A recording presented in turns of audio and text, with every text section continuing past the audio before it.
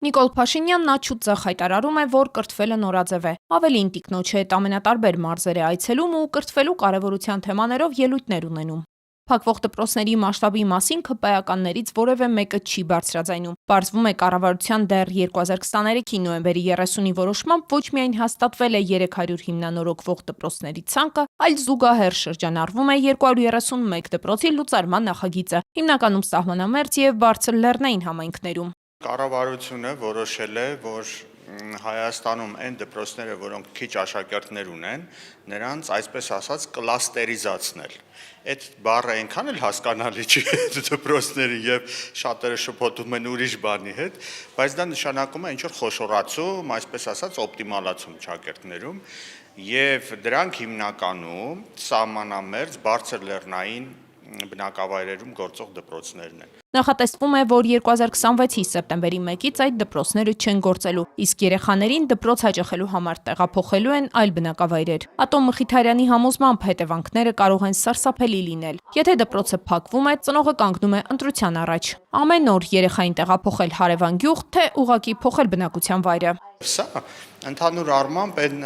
քաղաքականության ծիրում է գտնվում, որ այսօրվա կառավարությունը իրականացնում է։ Դա նշանակում է, ինչքան հնարավոր է դատարկել այդ սահմանամերձ շրջանները, մոտավորապես 50 դպրոց Սյունիքում է գտնվում։ Պատկերացրեք։ Սյունիքի բնակավայրերի մոտավորապես կեսն է, դե այնտեղ բնակավայրերը շատ մեծ չեն,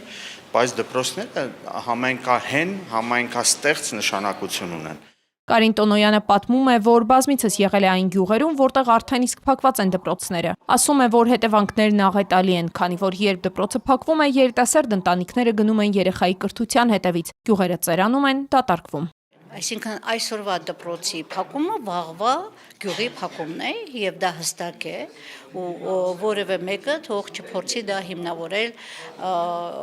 որևէ պայմանով ցանկացած պայմանի դեմ մենք ունենք հերքում թե ինչպես կարելի է այսինքն հիվանդին բուժելու փոխարեն հիվանդին դնել սպանել սա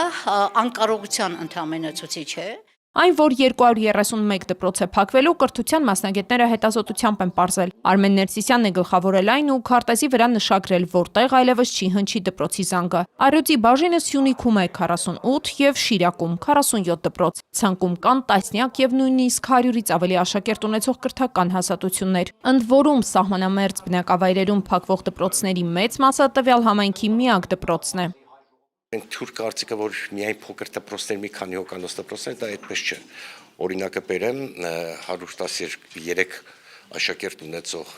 Շիրակի մարզի Պայենդուր բնակավայրի դպրոցը, միջնակարգ դպրոցը փակվում է։ Ցուցակում ներառված էր նաև նույն տրամաբանության Բաղրամյան համայնքի Բագարանի դպրոցը, ընդ որում երկուսն է սահմանամերձ։ 55 սահմանամերձ բնակավայրերի դպրոց է փակվում, որոնցից ընդամենը 3-ն են, որ միակը չեն։ 52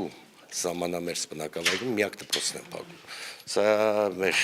սահմանամերձ բնակավայրերի գրեթե 30%-ն է։ Մասնագետների գնահատմամբ սա պարզապես կրթական խնդիր չէ, այլ ազգային անվտանգության հարց։ Պնդում են, եթե գործընթացը ամբողջ ծավալով սկսվի, այն կարող է դառնալ անշրջելի։ Կրթվելը նորաձև է, հայտարարում է վարչապետը, սակայն սահմանամերձ համայնքներում այսօր հնչում է այլ հարց. ինչպես կրթվել, եթե դպրոցն այլևս չի լինելու։ Լուսին Մկրտչյան, Սերոբ Չերչիկյան, Երկիրն այսօր։